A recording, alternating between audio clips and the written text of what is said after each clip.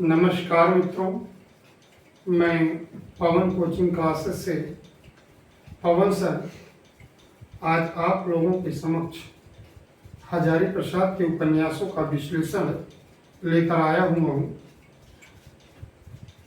और जो प्रेमचंद्रोत्तर युग के उपन्यासकार हैं, सबसे पहले उनका ट्रीट देंगे, इसके पहले विश्लेषण करेंगे। तो लिखिएगा, प्रेमचंदोत्तर युग के ऐतिहासिक उपन्यासकार प्रेम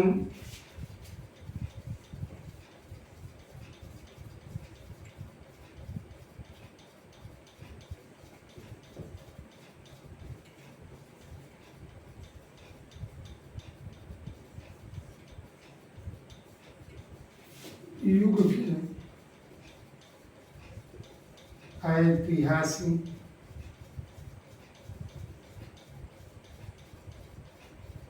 उपन्यासकार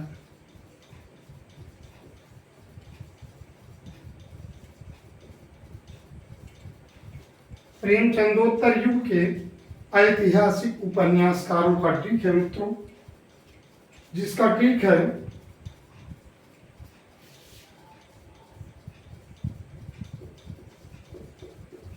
गोविंद का उदय हो, गोविंद का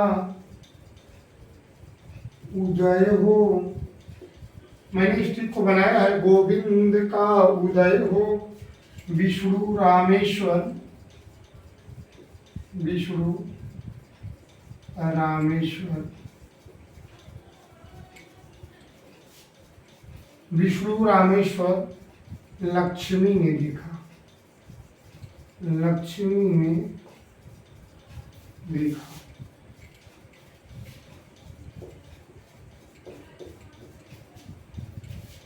इसमें सर्वप्रथम पहला नाम होगा मित्रों गोविंद से गोविंद वल्लभ पंत। पहला नाम है गोविंद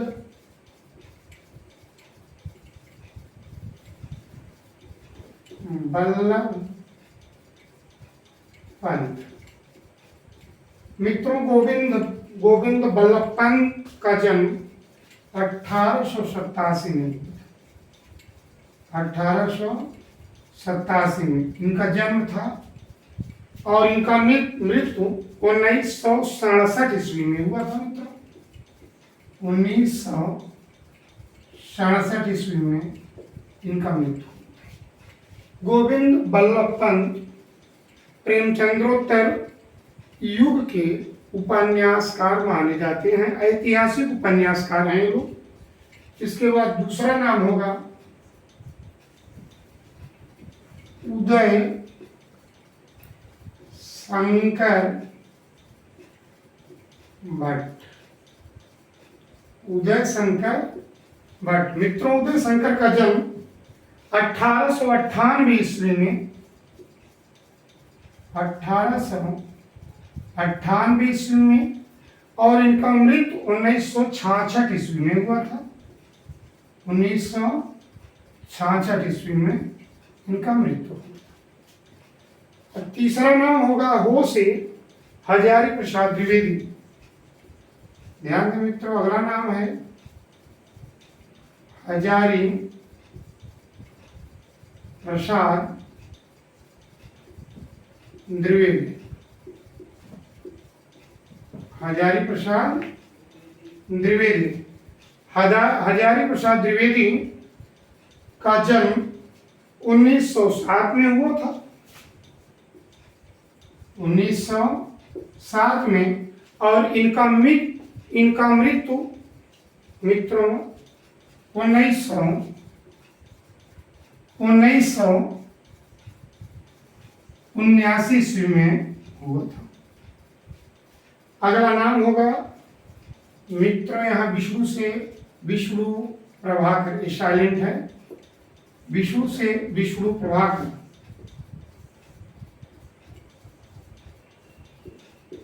विष्णु प्रभाकर, क्या नाम है मित्रों? विष्णु प्रभाकर। विष्णु प्रभाकर का जन्म 1912 ईस्वी में हुआ था, 1912 ईस्वी में, और इनका मृत्यु 2009 में हुआ था, 2009 ईस्वी में। इसके बाद रामेश्वर से हो जाएगा, और रामेश्वर शुक्ल अंचल,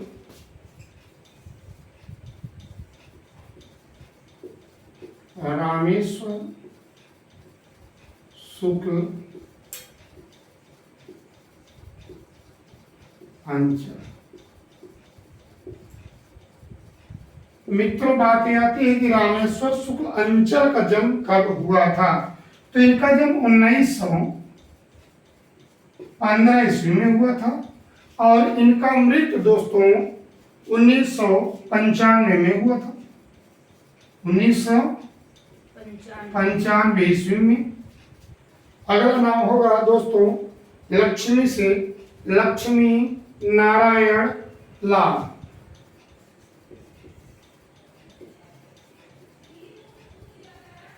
लक्ष्मी नारायण, लक्ष्मी नारायण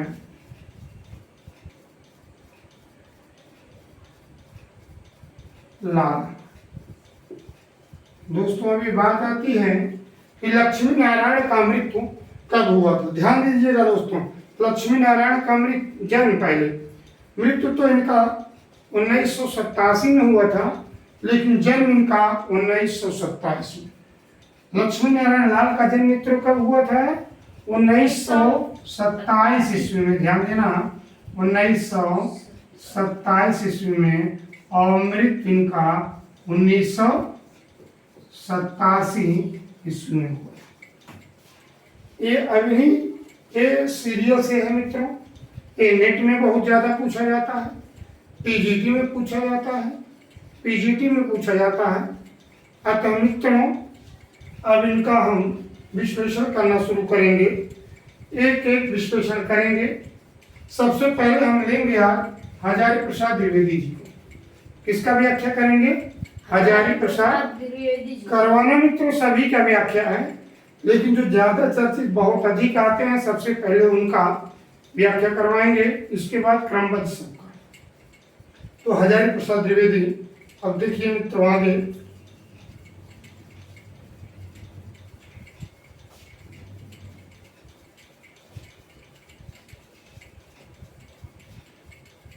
मित्रों अब नाम होगा उपन्यासकार का हजारी प्रसाद द्विवेदी। हजारी प्रसाद द्विवेदी। मित्रों क्या नाम है? हजारी प्रसाद द्विवेदी। तो मित्रों बात यह भी आती है, हजारी प्रसाद द्विवेदी जी का जन्म कब हुआ था? 1907 में। जन्म 1907 ईस्वी में मित्रों, और इनका मृत्यु कहाँ हुआ था मित्रों? कब हुआ था? 1979 ईस्वी।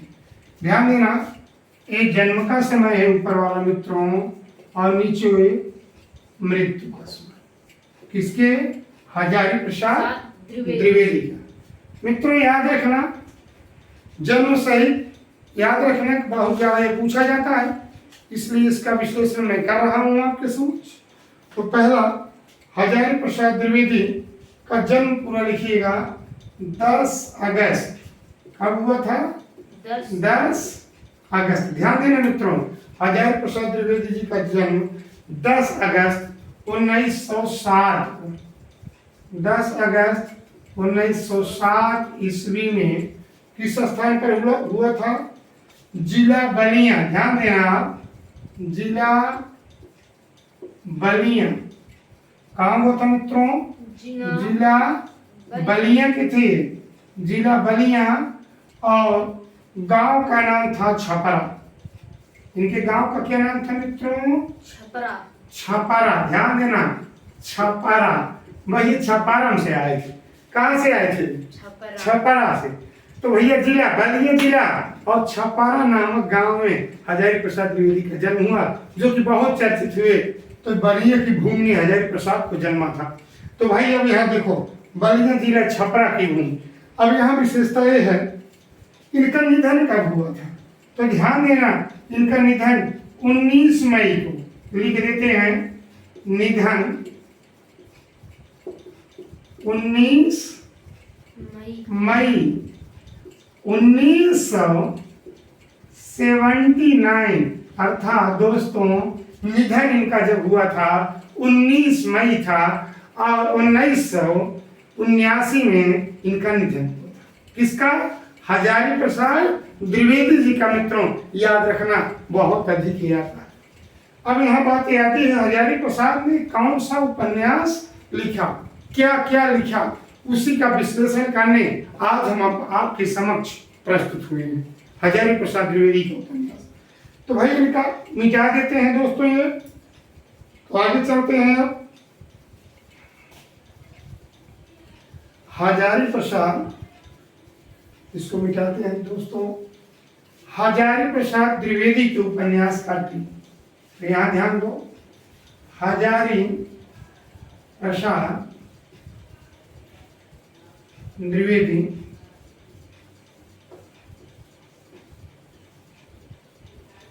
ठीक है। अब इनका उपन्यास ध्यान देना दोस्तों, उपन्यास। अब इसका मैंने दोस्तों ट्रिक बनाया है हजारी प्रसाद द्विवेदी के उपन्यासों का, जो कि सन संबत से सीरियल से है। आपको ऐसे ही याद करना है।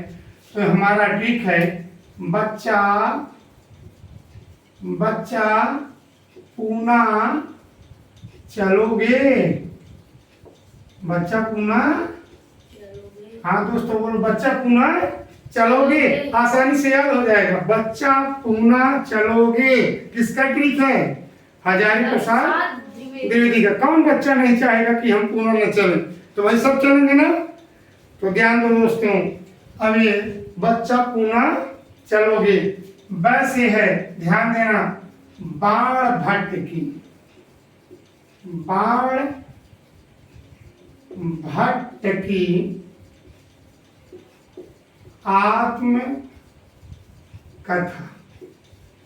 दोस्तों याद रखना, बाण भट्ट की आत्मकथा इन्होंने 1946 में लिखा था। इसको कितने लिखा था दोस्तों इनको? बाण भट्ट की आत्मकथा 1946 ईस्वी में दोस्तों इन्होंने क्या लिखा था? बाण भट्ट की आत्मकथा। तो याद रखना ये बहुत ज्यादा आता है। अब यहाँ चा से है दूसरा उपन्यास इनका,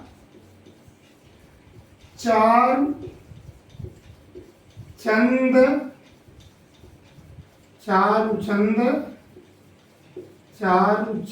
लेख। और चारुचंद्र लेख को इन्होंने 1963 ईस्वी में दोस्तों लिखा था। तब लिखा था 1963 ईस्वी में दोस्तों इन्होंने चारुचंद्र नामक उपन्यास लिखा था। इसके बाद इनका आएगा, यहाँ से पूना है तो तीसरा ट्रिक है बनता है यहाँ से पूना से। तो दोस्तों पुनर्नवा, इनका उपन्यास अगला क्या है? तीसरा पुनर्नवा। इसको इन्होंने 1973 में लिखा था। 1973 में इन्होंने क्या लिखा था? पुनर्नवा। ध्यान देना दोस्तों, इन्होंने आ से यहाँ है, पूना में जो आ है उस आ से है अनाम दास का पोथा, अनाम दास का पोथा।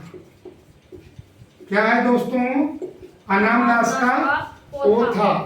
अनाम दास का पोथा, इसका समय रहा 1976 ईस्वी। दोस्तों समय को याद रखना, बहुत अधिक हजारी प्रसाद द्विवेदी जी के उपन्यासों का समय बहुत अधिक आता है, इसलिए आप याद रखना। इसे रेक्वा आख्यान भी कहते हैं। क्या कहते हैं दोस्तों? इसका दूसरा नाम है, आर करके लिख देते हैं, रेक्वा आख्यान। कौन सा आख्यान है दोस्तों? रेक्वा आख्यान। ध्यान देना। अब हम बात करते हैं, इसका आप स्क्रीनशॉट लेना चाहते हैं तो ले लेंगे। इसके बाद हम व्याख्या करना शुरू करेंगे बाणभट्ट की आत्मकथा।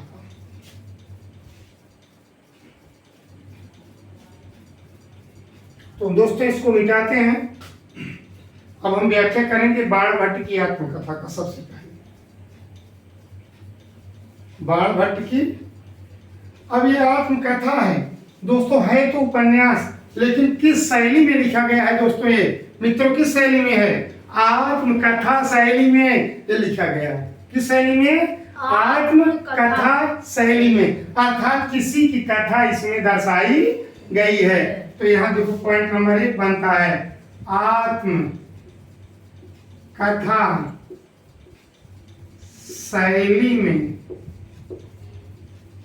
आत्मकथा शैली में लिखा गया है।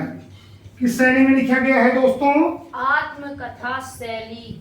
हाँ, दूसरा पॉइंट इसका होता है मित्रों, इसमें जिसका दूसरा पॉइंट होता है, यह बाणभट्ट के जीवन से संबंधित है। किससे संबंधित है?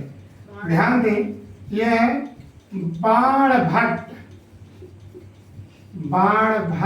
के जीवन से संबंधित है।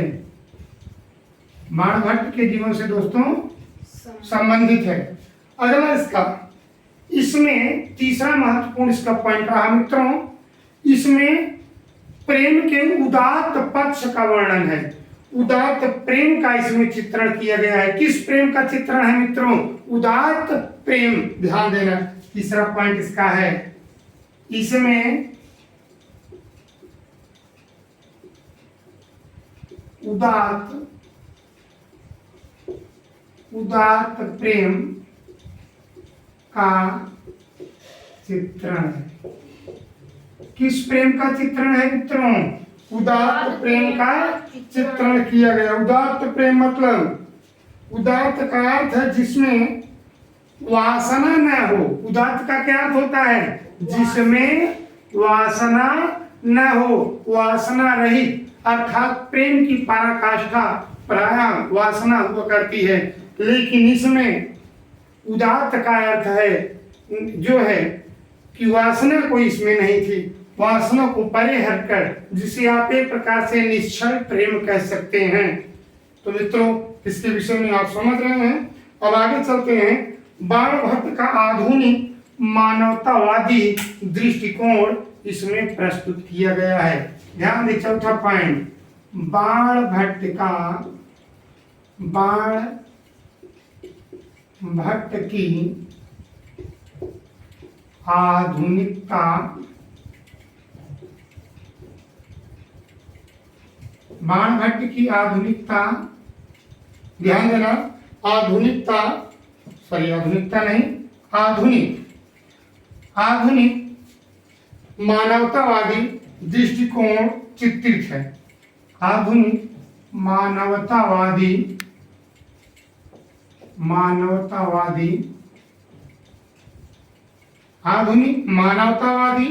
दृष्टिकोण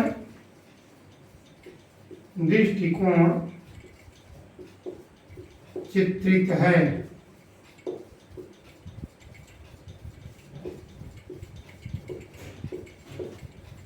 समझ रहे मित्र?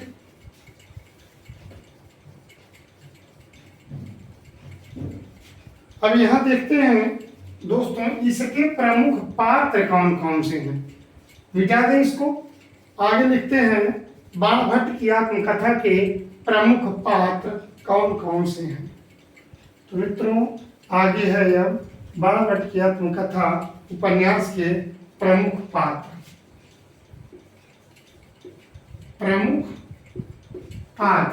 ध्यान देना मित्रों, जैसा कि यहाँ देख रहे हैं प्रमुख पात्र माने मुख्य पात्र, लेकिन हम कब बहुत सारे पात्रों का इसमें वर्णित कर रहे हैं जो कि नेट, पीजीटी, हायर जैसे परीक्षा में आते हैं। मित्रों इसका प्रथम केंद्रीय पात्र है जो मुख्य है, बाणभट्ट स्वयं, बाणभट्ट।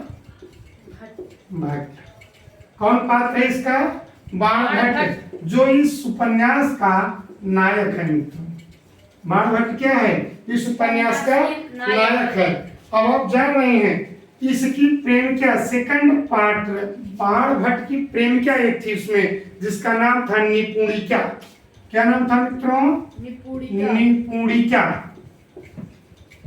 निपुणिका जो है ये क्या करती थी? बाणभट्ट की प्रेमिका, यहां लिख लो सामने, बाणभट्ट की प्रेमिका। बाणभट्ट की प्रेमिका का क्या नाम था? ऐसे कई बार पूछा है मित्रों, तो क्या नाम था? निपुणिका। ध्यान रखना। इसके बाद तीसरा इसका मुख्य पात्र है भट्टिनी।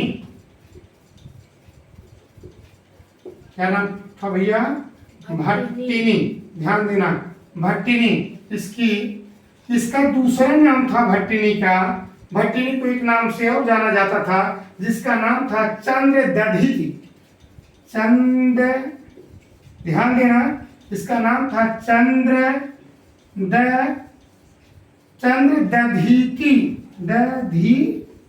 ध्यान देना, ये नाम काफी आया है, नेट में तो पूछा गया है कि चंद्रदधीति किसका दूसरा नाम है या किस उपन्यास की पात्रा है। तो आप बता देंगे भट्टिनी का ही दूसरा नाम क्या था? चंद्रदधीति। अब इसके बाद अगला पात्र है इसका, चौथा पात्र आप कह सकते हैं सुचरिता। क्या नाम था? सुचरिता। इसका अगला पात्र कौन है भैया? सुचरिता। ध्यान देना। इसके बाद अगला इसका पांचवा पात्र महामाया।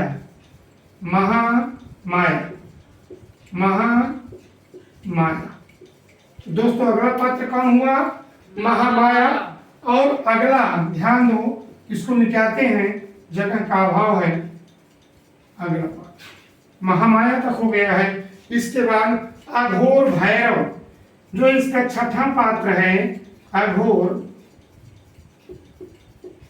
भैरव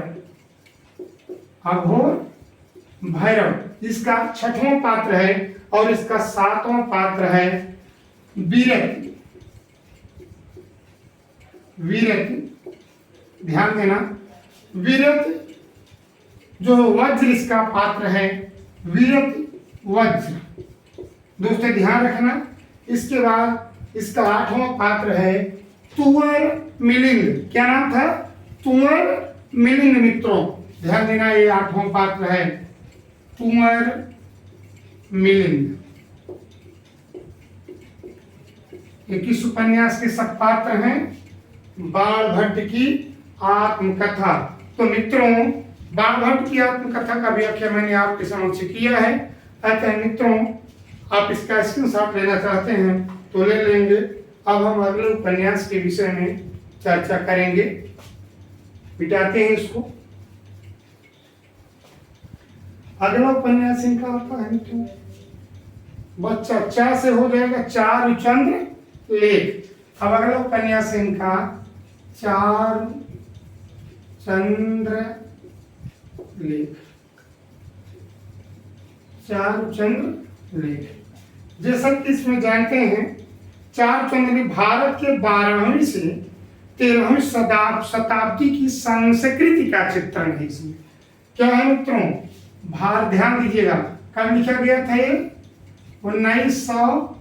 बोलो मित्रों, 1900। अभी मैंने इसका समय बताया था, किस समय में लिखा गया? पीछे देखेंगे आप, समय इसका क्या था, तो थोड़ा ध्यान देना, बहुत आता है। इसका समय रहा है मित्रों 63। कितना रहा है? 1963 ईस्वी है मित्रों। ध्यान देना, इसका समय बहुत पूछता है मित्रों, इसलिए मैंने समय का व्याख्या आपके समक्ष कर रहा हूं। तो चारुचंद्र लेख 1963 ईस्वी में लिखा गया था। इसमें पॉइंट नंबर है भारत के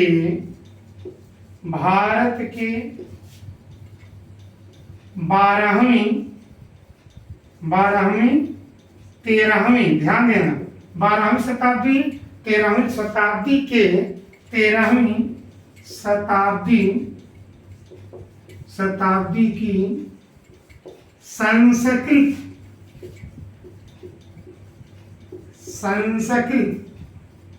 का चित्रण है। किसका चित्रण है मित्रों? 12वीं और 13वीं शताब्दी की संस्कृति का चित्रण चारुचंद्रलेख नामक उपन्यास में किया गया है। और इसका कथानक क्या है, ध्यान देना। दूसरा, इसका कथानक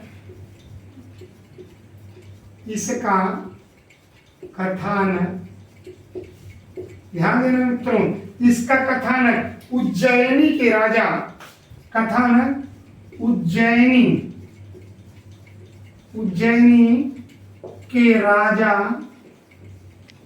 उज्जैनी के राजा सातवाहन, ध्यान देना, इसका कथानक उज्जैनी के राजा सातवाहन से संबंधित है। सातवाहन से संबंधित है मित्रों, संबंधित है। अब मित्रों इतना पूछता है, चारुचंद्रलेख की शताब्दी की कथा है, तो 12वीं और 13वीं शताब्दी की। और मित्रों इसमें ठीक है, किसका वर्णन है इसमें? इसका कथानक उज्जैनी के राजा सातवाहन से संबंधित है। ठीक है ना मित्रों? अब आगे इसके पात्र को हम बताते हैं। इसका पात्र ध्यान दें, इसके मुख्य पात्र प्रमुख पात्र कर लेंगे आप। प्रमुख पात्र, इसका प्रमुख पात्र है चंद्रलेखा। पहला क्या है? चंद्रलेखा। चंद्रलेखा कौन है मित्रों? नायिका है इसकी, इसी के नाम पर नाम ही पड़ा है। चंद्रलेखा इस जो है चारुचंद्रलेख उपन्यास की नायिका है। इसके बाद अगला सेकंड पात्र इसका है मैना। कौन है? मैना है, ध्यान देना, मैना है। और इसके बाद सातवाहन है। कौन है? सातवाहन। मित्रों ध्यान देना, चंद्रलेखा, मैना, सातवाहन, ठीक है। और इसमें नाग, ठीक है, इसको मिटाते हैं। और इसमें कौन है? नाग। ध्यान देना, इसका अगला पात्र नाग है। नाग चौथा 5वां पात्र है, ध्यान देना। इसके बाद सादी मौला इसका एक पात्र है। सादी मौला किसका पात्र दोस्तों? ठीक है। अगला 7वां पात्र है धीर शर्मा। ध्यान देना, धीर शर्मा इस उपन्यास का पात्र है। इसके बाद विद्याधर भट्ट। अगला पात्र कौन है? 8वां पात्र विद्याधर। ध्यान देना, विद्याधर भट्ट दोस्तों, विद्याधर भट्ट। इसमें कुल कितने पात्र हैं? 8 पात्र। तो इस पात्रों को भी दोस्तों आप याद करते चलेंगे। और हम अब इसके बाद अगले उपन्यास का व्याख्या करते हैं। अगला उपन्यास है दोस्तों पुनर्नवा। आप देख रहे हैं, कौन है? पुनर्नवा। अगला उपन्यास है दोस्तों पुनर्नवा। अब यहाँ लिखते हैं उपन्यास का नाम पुनर्नवा। अब बात यह आती है दोस्तों कि पुनर्नवा को कब लिखा गया था? वो दोस्तों 1973 ईस्वी में हजारी प्रसाद द्विवेदी ने पुनर्नवा नामक उपन्यास लिखा। इसका कथानक दोस्तों आधारित इस पर है, कई बार ये पूछा है, बहुत ज्यादा आता है।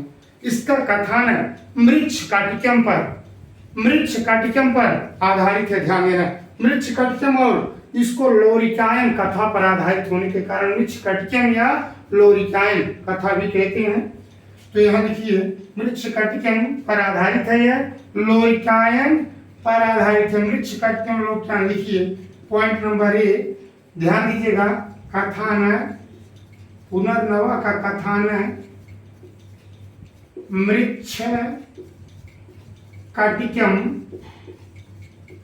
मृच्छकटिकम और लोरिकायन, लोरिकायन, ध्यान देना, मृच्छकटिकम और लोरिकायन पर आधारित है। किस पर आधारित है दोस्तों? मृच्छकटिकम और लोरिकायन कथा पर आधारित है आपका उपन्यास पुनर्नवा। अब ध्यान देना, इसका सेकंड पॉइंट बहुत महत्वपूर्ण पॉइंट है। इसमें वर्ण व्यवस्था एवं नारी शोषण की कथा को आधार बनाया गया। इसमें वर्ण व्यवस्था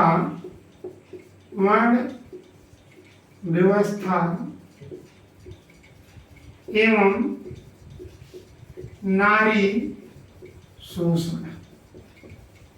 नारी शोषण को आधार बनाया गया है। आधार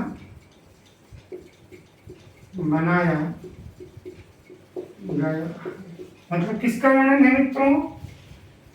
इसमें वर्ण व्यवस्था, नारी शोषण को चित्रित किया गया है, दिखाया गया है। अगला पॉइंट इसका होता है इसके प्रमुख पात्र। इस उपन्यास के पुनर्नवा के प्रमुख पात्र, तो यहां मिटाते हैं और ऊपर लिखते हैं दोस्तों प्रमुख पात्र।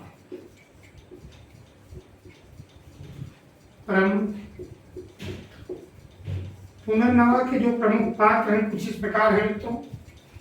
पहला आप जान ही रहे हैं, समुद्रगुप्त एवं कालिदास की कथा भी इसमें चित्रित है। इसमें क्या चित्रित है? समुद्रगुप्त और कालिदास की कथा चित्रित है। तो समुद्रगुप्त और कालिदास दो पात्र हो ही गए।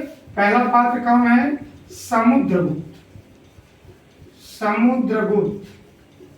अगला है कालिदास। समुद्रगुप्त और कालिदास दो इसके पात्र हो गए। इसके बाद है श्यामरूप, तीसरा पात्र इसका है श्यामरूप। और इसका चौथा पात्र है देवरात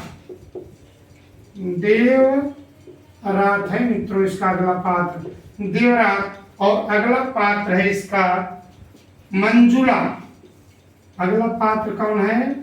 मंजुला। और इसमें अगला पात्र है मृणाल। छठा कौन सा पात्र है? मृणाल। ध्यान देना मित्रों, ये बहुत ज्यादा आता है, पूछा जाता है कि मृणाल किस उपन्यास का जो है पात्र है। अगला सातवां इसका हो जाएगा, ध्यान देना, मंजरी। अगला कौन है मित्रों? मंजरी। कुल इसमें कितने पात्र हैं? 7। तो ध्यान देना मित्रों, ये प्रमुख पात्र थे इसके, तो इसको आप तैयार कर लेंगे। अब इनका अगले उपन्यास और आखिरी उपन्यास का चर्चा मैं आपके समक्ष करने जा रहा हूं। इसको भी आप याद रखना, बहुत ही महत्वपूर्ण इनका रहता है अनाम दास का पोथा। अब मिटाते हैं इसको, अगला उपन्यास लिखते हैं और हजारी प्रसाद का आखिरी अनाम दास का पोथा। ध्यान देना, अनाम दास का पोथा, अनाम दास का पोथा। अब इस कब लिखा गया था मित्रों? इसको 1976 ईस्वी। कितने में लिखा गया था मित्रों? 1976 में लिखा गया था। अब देखिएगा, इसका दूसरा नाम है रेक्वा आख्यान। रेक्वा आख्यान भी इसे कहते हैं। क्या कहते हैं मित्रों? रेक्वाख्यान या रेक्वा आख्यान। तो ध्यान दीजिएगा, यह आधारित किस पर है? बात यह आती है, बहुत बार पूछा जाता है कि अनाम दास का पोथा में कहां से, इसका आधार कहां से ग्रहण किया गया था? बहुत अधिक आता है मित्रों, तो इसको याद रखना। अनाम दास का पोथा का आधार कहां से लिया हजारी प्रसाद द्विवेदी ने उपन्यास को जो लिखा? तो ध्यान दीजिए, इसका कथानक छंदोग्य उपनिषद पर आधारित है। पॉइंट नंबर 1, कथानक छंदोग्य ध्यान देना, छंदोग्य उपनिषद।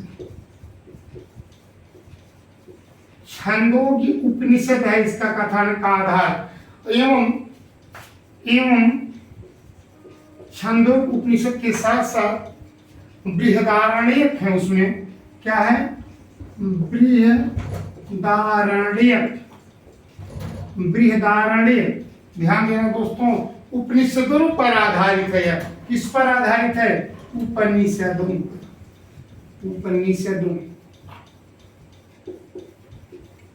पर आधारित है। किस पर आधारित है? उपनिषदों पर। अब ध्यान देना, यह क्यों लिखा गया? लोगों को उपनिषदों की शिक्षा देने के लिए मित्रों इस उपन्यास को लिखा गया। तो लिख लो सेकंड पॉइंट करके, लोगों को शिक्षा देने के लिए इस उपन्यास को लिखा गया।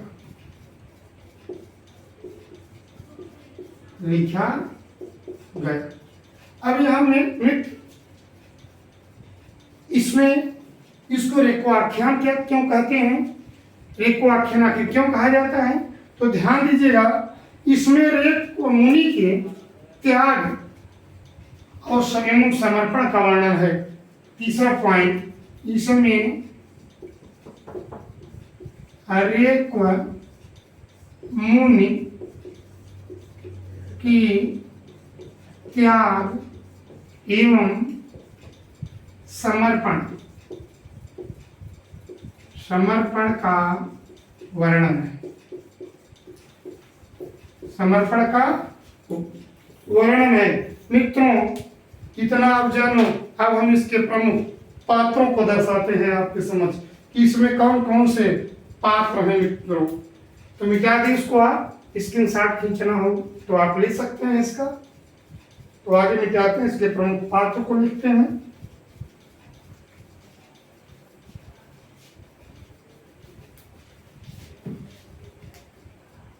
प्रमुख पात्र,